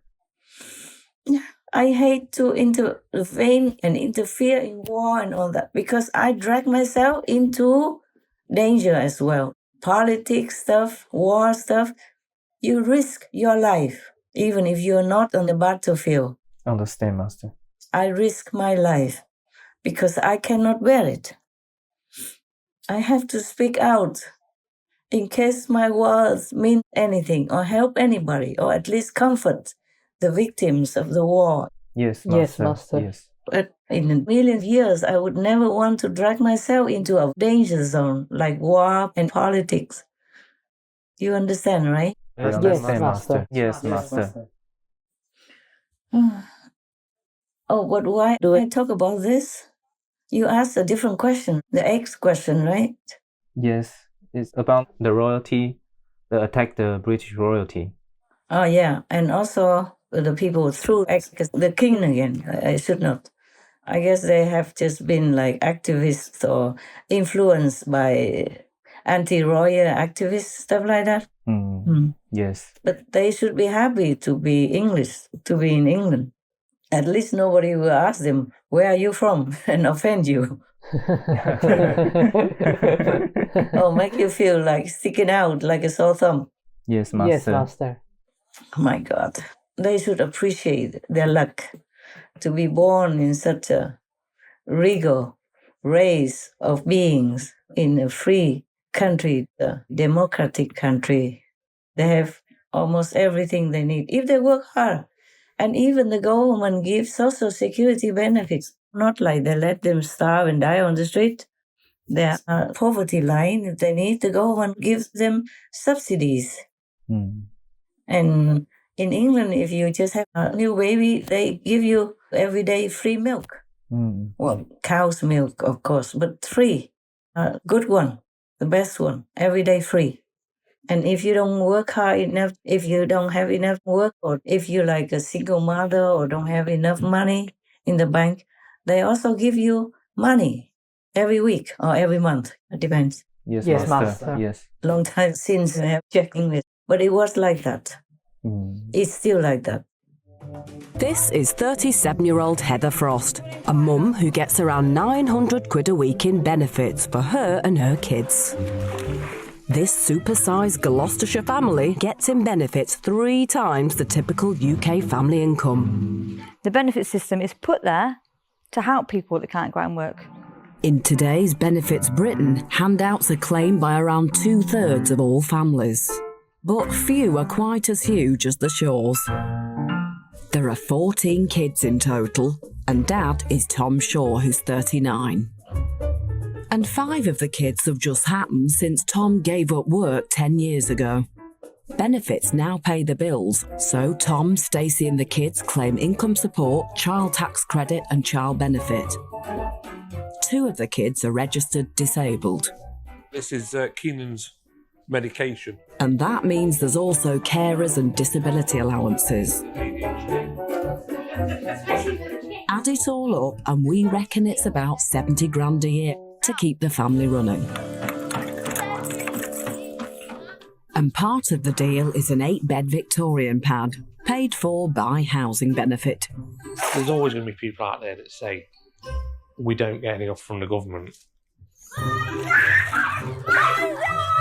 It is enough money to live on, if you've got the right attitude. I mean, of course, they won't buy a palace or let you live in the palace, but they let you live. You survive, at least. Yes, Master. They help you to get through the hard times until you can stand up again. Like your baby grows up better and then you can have more time to go to work. Yes, Master. So the thing is, of course, in England, you have the right to voice your opinion. But you can write in the newspaper or you can have an interview or something. Or you can write to the palace. I don't know if the king has enough time to even read anything. But the king is just a king. He inherited the throne, whether he likes it or not. Yes, Master. So why go against him? I don't know. Even because of the poverty and all that, it's not his fault. He can't do much. Even if he gives all the property he has, it still will not solve the problem 100%. Yes, Master. Yes, Master. And if people are still young and healthy, they can go and find any job to earn money. It might not be a lot, but they can survive. Yes. I told you some years ago, or a couple of years ago, without shame, that I was working in a restaurant as a dishwasher, washing dishes and pots and pans to earn my money. Yes, Master. For example, and working in a hotel to clean the rooms. Yeah, I earn honest money because my parents didn't have that much to give me all the time. Yes, Master. Yes, Master. In fact, it was I who would send some money home. After the war or during the war, there was not much for people to live on. Poverty was rampant. The war destroyed many things and limited their jobs and all that. And my parents were older already. Yes. During the war and after the war also. So I sent some money as much as I could and send medicine and all that. All right, so the king has just gone up to the throne. Let him be. Help him to govern, to do what he can. Because the king is not the one who can do everything in the country. He cannot change the juristic system or defend for you or make you rich and stuff like that. That is the job of the government, of the prime minister and his government. The kings are more or less the highest and biggest ambassadors, biggest diplomats of the country, the most prestigious diplomat of the country. Yes, Master. Yeah, they work very hard, you know. They work very hard. Imagine they have to get up early. They have to put makeup on and find their socks and find their tie. And some people have to help them. And maybe they don't find the one that they really like and all that, you know. And they still need to go out and smile for the press and shake hands with some other countries' people, even if they don't like to. So they even got COVID-19, you know, in the beginning. Yes, Master. Yes, Master. The Queen got COVID, King Charles got COVID, and Prince William also, etc. They work very hard, truly. And the Queen even pays taxes. I don't know if King Charles pays taxes anymore, but some years ago, the Queen asked the government that she should pay taxes as well. And they work very hard, very hard. You know, not everybody can do that job. I wouldn't like to do that job myself. Okay? I don't think I'd be happy to be Princess Catherine of Wales or King Charles even, or the Queen Consort, whatever you name it. Yes, Master. I will not always like to. For me, it might not be natural. Yes, Master. When I first took on this job as a master, I was very shy. I try hard not to be shy. I talk to myself in the mirror. I say, you're going to say this, say that, and you pray hard before you go. And I put on a brave face, but I really was very shy inside. And I remember the first time somebody asked me a question about sex. Oh, to hear that word only, I felt so red all over my body. I felt so embarrassed, so embarrassed. But then I was brave and tried to answer, but I didn't feel all that brave inside. Understand. And now, I'm older and I got better at my job. But I still prefer not to have to face people and talk, dressing up, doing makeup and all that stuff. Understand, Master. To be a princess or prince or king, it's a lot of work to do, a lot of paperwork to take care of, a lot of things that may be unpleasant to you, and you have to do it. And you have to keep on smiling, even if you just have a little tantrum. The whole world will know about it. Yeah. Yes. Because the television will air it, the press will print it, you know, and then they just keep pounding on you for that. Yeah. Yes, Master. It doesn't matter if you are tired that day and you have had enough of being nice and patient already. This is the problem. When you are rich and famous, you need a lot of people to work for you. And not everyone is compatible with you. Even, you see, your parents are not always compatible with you.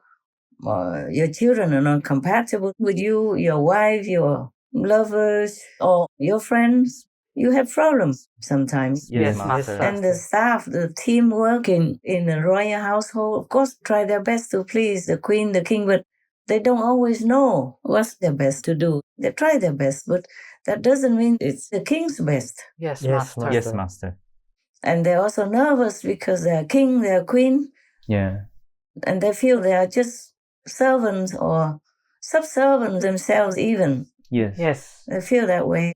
It's just a job, but it's the highest job in the world. Serving the highest people in the country. And one of the highest in the world even. So they got nervous also. They couldn't think straight. They couldn't do it well. And when you are under time constraints and your helpers, your assistants, your household people don't help you right, don't choose the right outfit and do it clumsily, of course you would lose your temper. Yeah. Yes, Master. Yes, Master. The first day as a king, and he had to sign some important paper. And they put a leaking pen there. And when he picked it up, it's all over his hand instead of writing with it, for example. Yes. And he just lost his mother and he was nervous. It's a new job. And he probably didn't sleep for many days and was standing straight in front of Her late Majesty the Queen. So tired, no more nerves. The nerves are stressed to the limit already. Maybe he didn't eat well, didn't sleep well, and was tired. He's also an old man, he's 70-something already. Yes, right, Master. Yeah, and he's also a human. But it's very difficult to be forgiven if you are a royal person and a king. A king, least of all.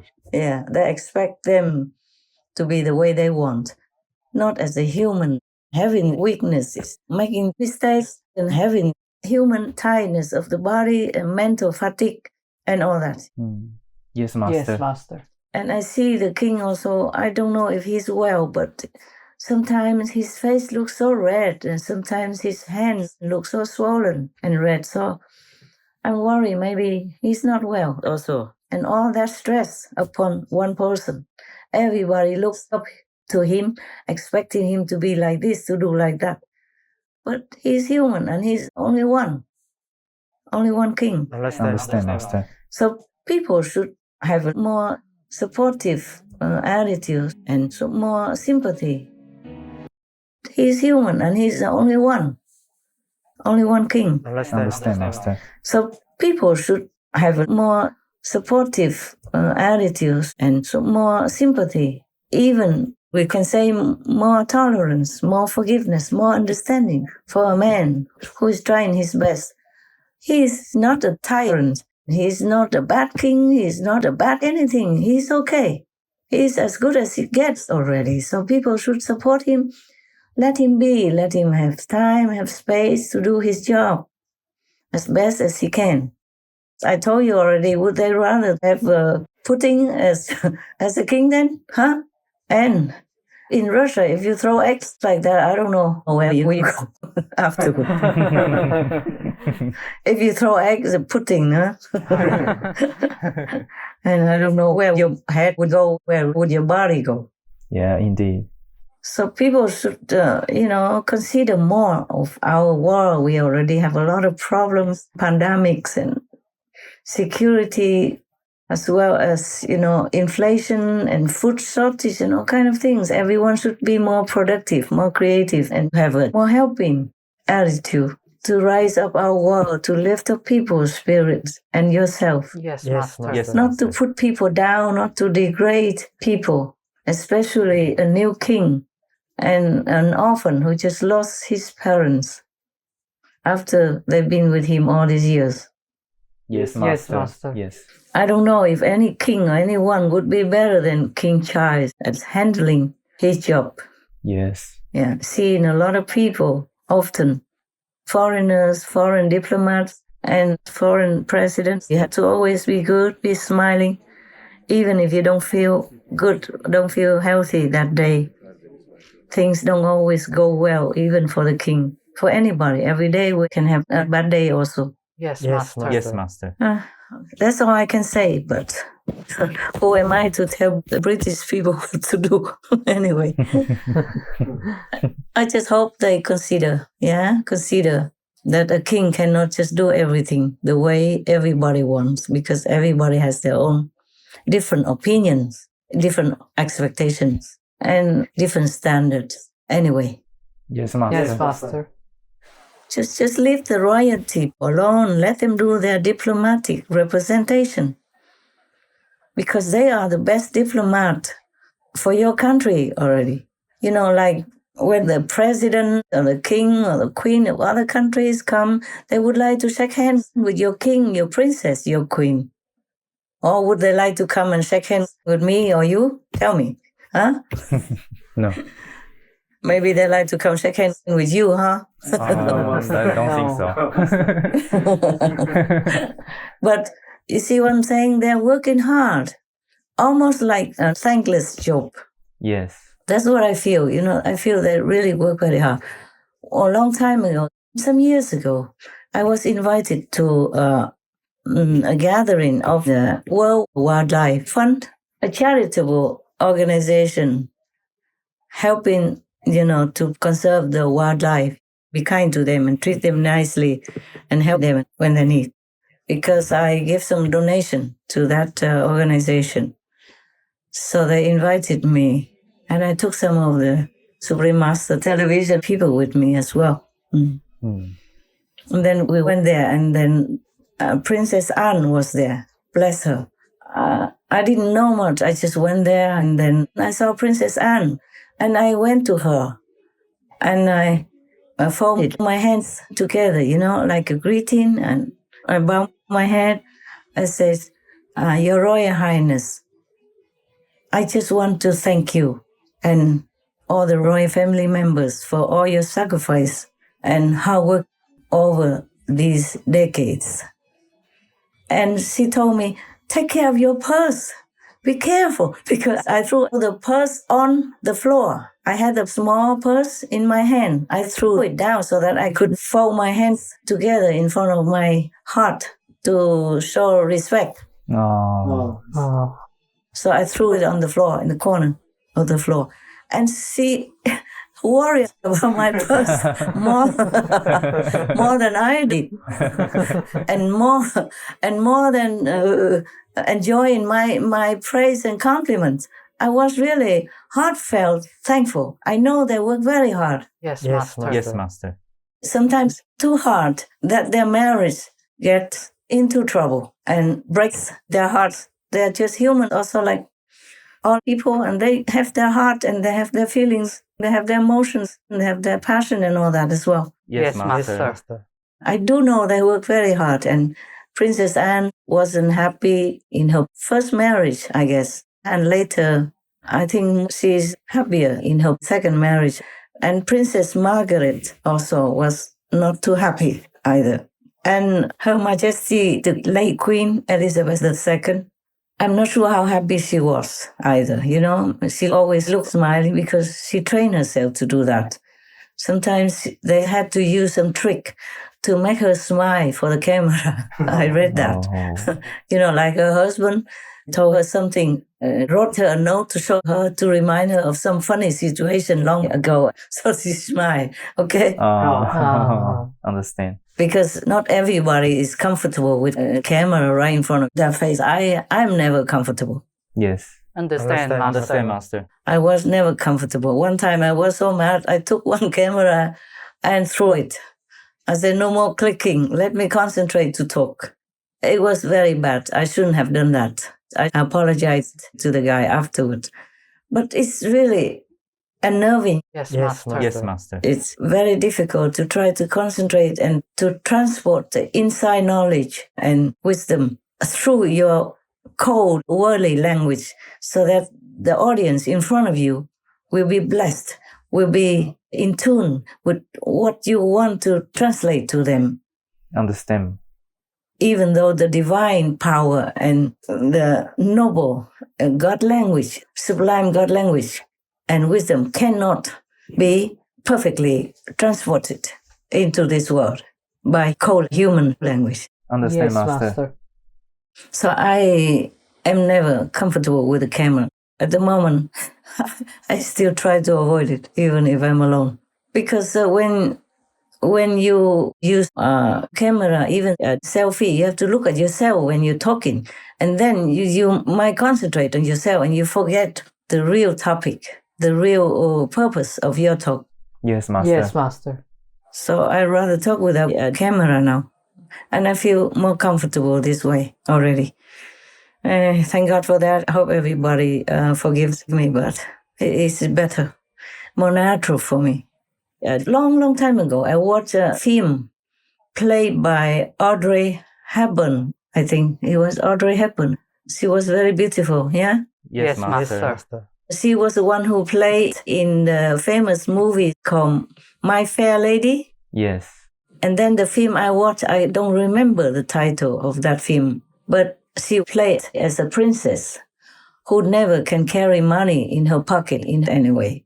And she had to do this and that and others in the name of the country, in the name of diplomatic and peaceful exchange between England and other countries. And then she was in love with one of the reporters. Somehow they were in love with each other. But she knows she cannot be. At that time, maybe you cannot be in love with the common people. You have to be married, in love or not, with a royal lineage personage. You can't just be in love with anybody and just marry anybody. Maybe at that time, or maybe they wanted to present it that way. And she just had to sacrifice her love. And the man was also devastated.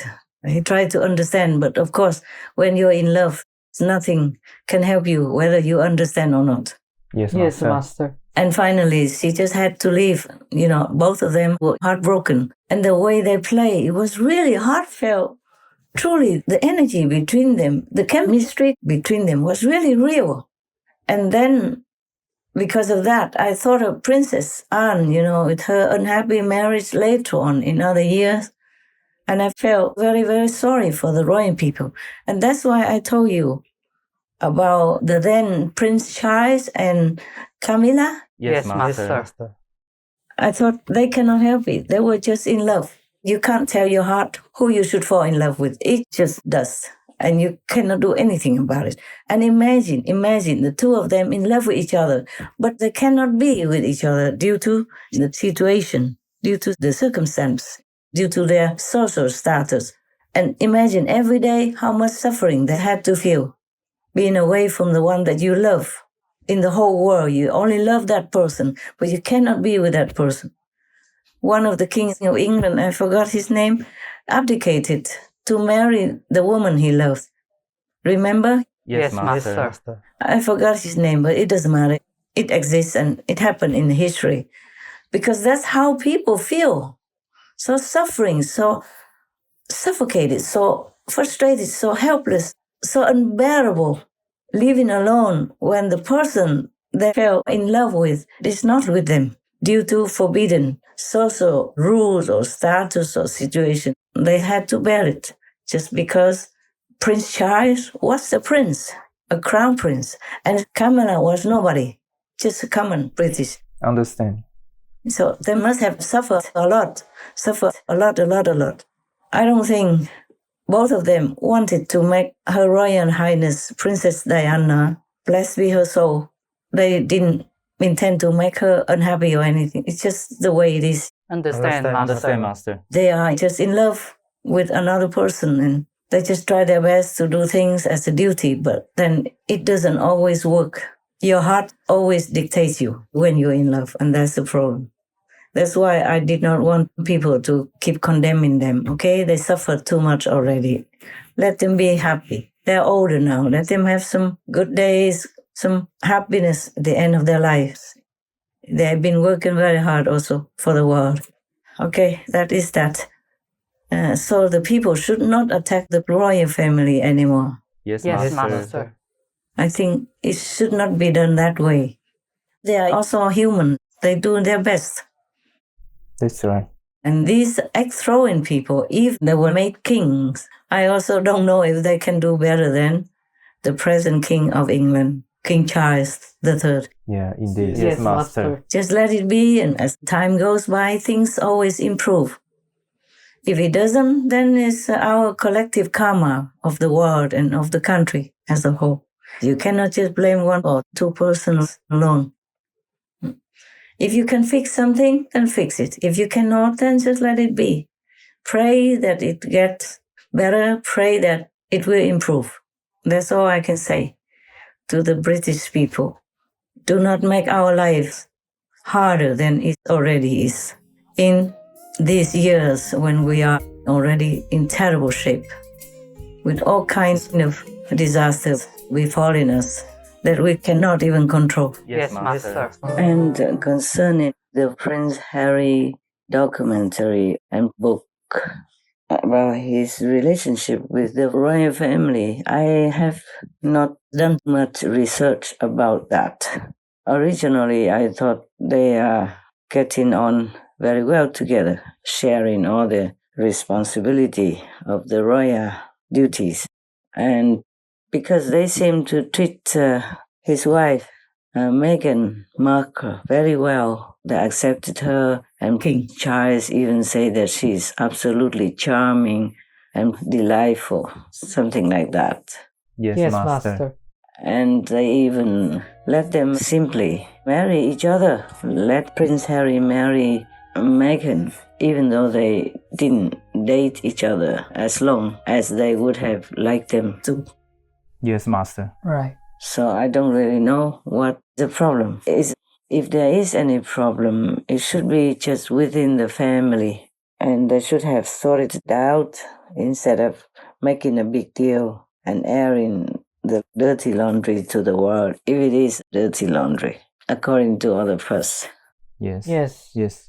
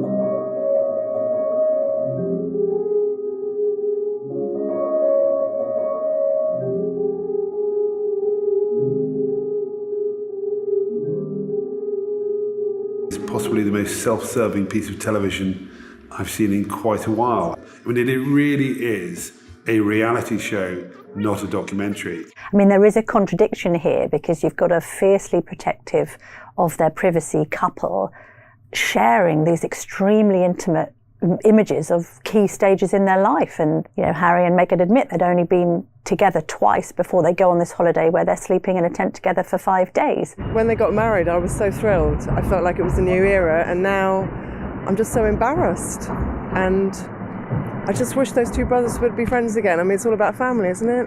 Absolutely. So you find them cringeworthy, you wouldn't watch it? No, I just look at the photos and I feel embarrassed. It all feels quite staged. And I'm sure there has been a lot that's gone wrong, but there is in every family. And you just shut up and talk amongst yourselves. You don't air it to the world. I find it a bit strange that they're having their conversations in public. I mean, you know, for somebody who doesn't want to be in the media, they're courting a lot of media attention. Absolutely, So, yeah. And so it's unfortunate it's come out at this time. And, you know, the Queen's not long dead, so they should have a bit more respect, I think. Anyone who loves the royal family or respects the royal family, don't watch this. It's just offensive, really, on every level.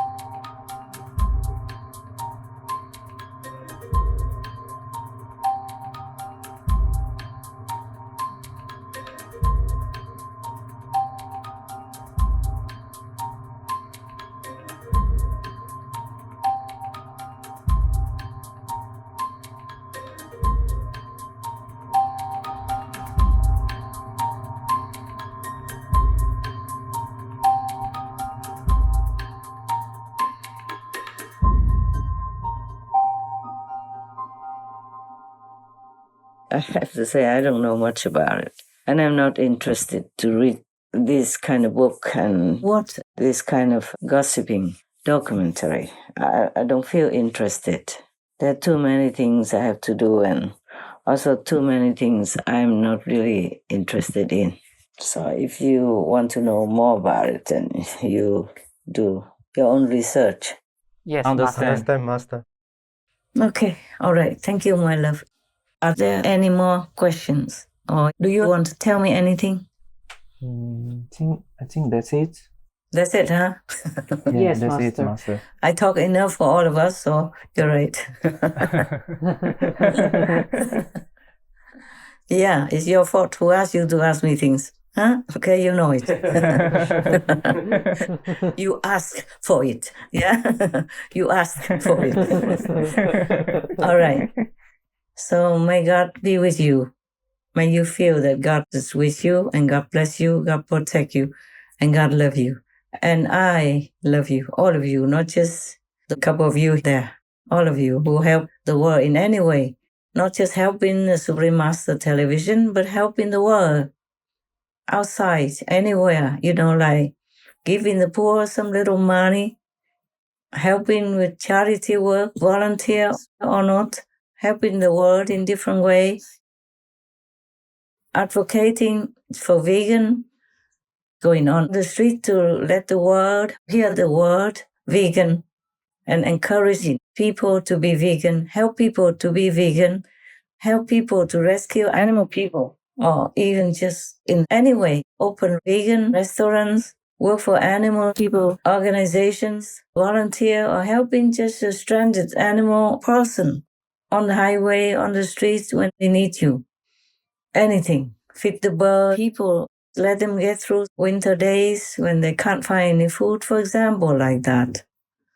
Help some injured dog people on the streets, adopting a puppy when he is abandoned somewhere, taking the cat person out of a dirty hole and wash her and give her some food, some drink, bring her to a vet or charitable cat shelter. If you can't adopt her yourself, anything to do to help this world create a benevolent, peaceful energy. I'm all thankful. I'm all grateful to God that such good people still exist. Truly, good people still exist.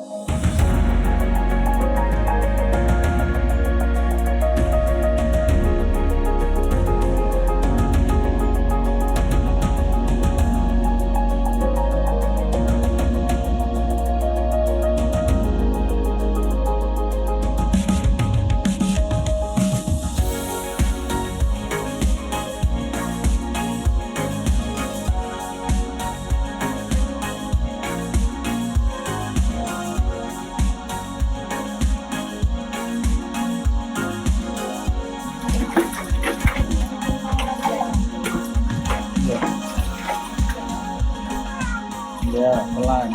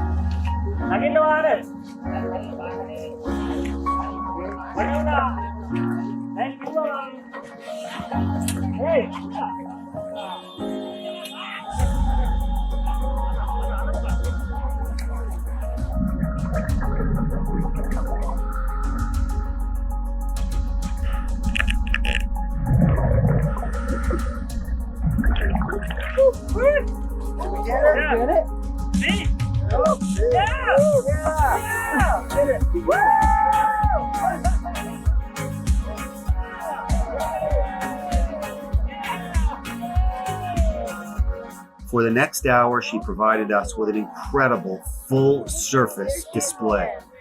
We saw at least 40 breaches, as well as tail lobs, tail slaps, and pectoral fin slaps. I know what she's doing. What is she doing, hon? She's showing us that she's offering. Yeah. One time, not long ago, I had to move. I hate moving, because nowadays I have too many things to carry. Not like before, just a small handbag, Yes. And because we are still in the pandemic, so I wore a mask, I wore goggles, and I wore a face shield as well, and long sleeve gloves and all that. But the taxi driver didn't wear a mask. He sat in front of me. He said he wanted to open the window so that there's ventilation. Yes. He took care of himself that way. But I didn't say anything because I was wearing my protection anyway, so I didn't tell him to wear a mask or anything. But then I coughed because if the wind blows from the front to my back, then I cough. So I said, "Oh, are you okay? Are you okay?" I said, yes, I'm okay. I'm not sick or anything. But if the wind blows through the window like this, I cough. That's all. Don't worry. He said, "Why didn't you say so? Why didn't you say so?" I said, "No, I know you're right. It's better to have ventilation.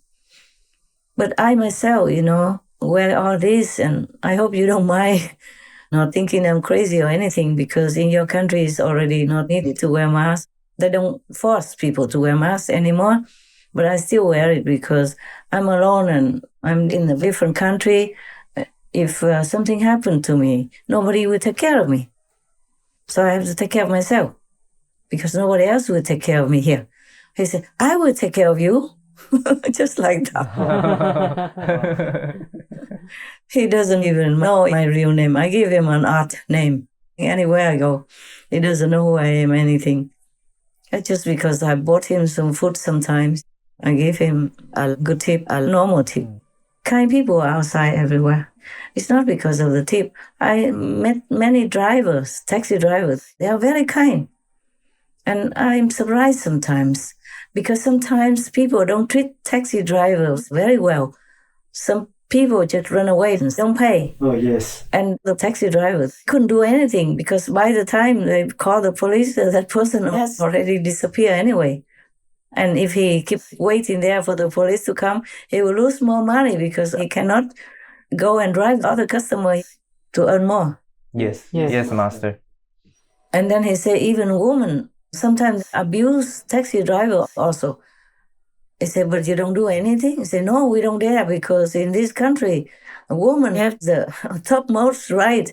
If they scream and say we touch them, then we will be in jail and I will have no job anymore." We don't dare to even say anything. Just let her go. Yeah. She didn't pay and abuse the driver, talking bad and all that. But the driver, the man, didn't dare do anything. He worried that she will call the police and accuse him of touching and abusing her. Understand, Master. So he just prayed to God inside, "Let her go, please. Let her go, please." That's what he said. Pray to God. I normally thought only men abuse women, but in some cases it's not like that. Yeah. I say, "Oh, sorry about that. Maybe she didn't have money. Maybe she's poor." He said, "No.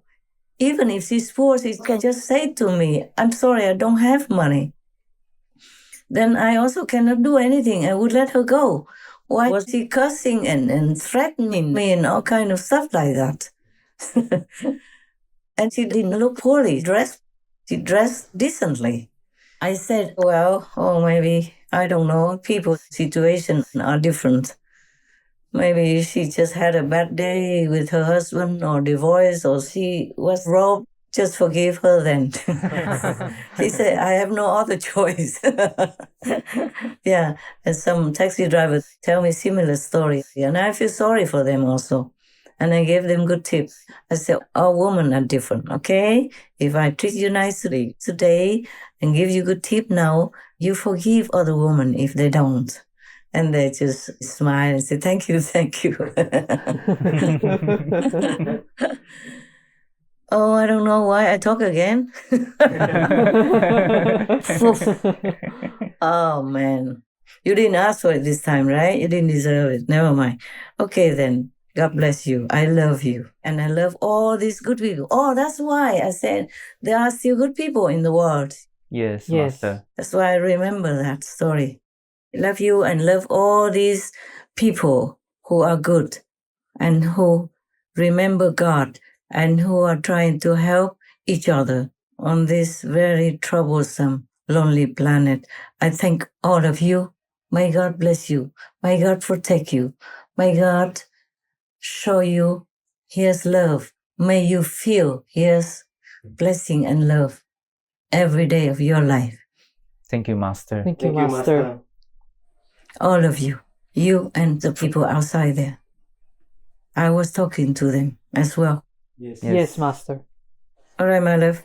Ciao for now. Bye-bye, Master. Bye, Master. Bye. Should there be treasures in yonder mountains where gold and silvers are there for counting? But I could not count for thought of thee, my heart so full I could not see.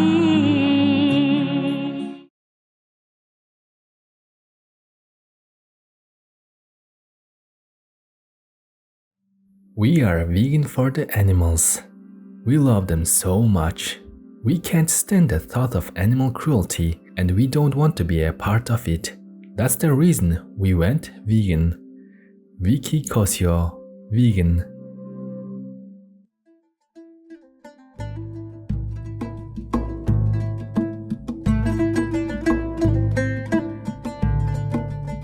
Friendly viewers, we thank you for your company for today's episode entitled God Will Forgive Us If We Forgive Others on Between Master and Disciples. Please stay tuned to Supreme Master Television for more positive programming. May Allah bless your soul. Be vegan, make peace, do good deeds, hell not reach. Our programs offer many languages. Please visit suprememastertv.com/schedule and suprememastertv.com/BMD.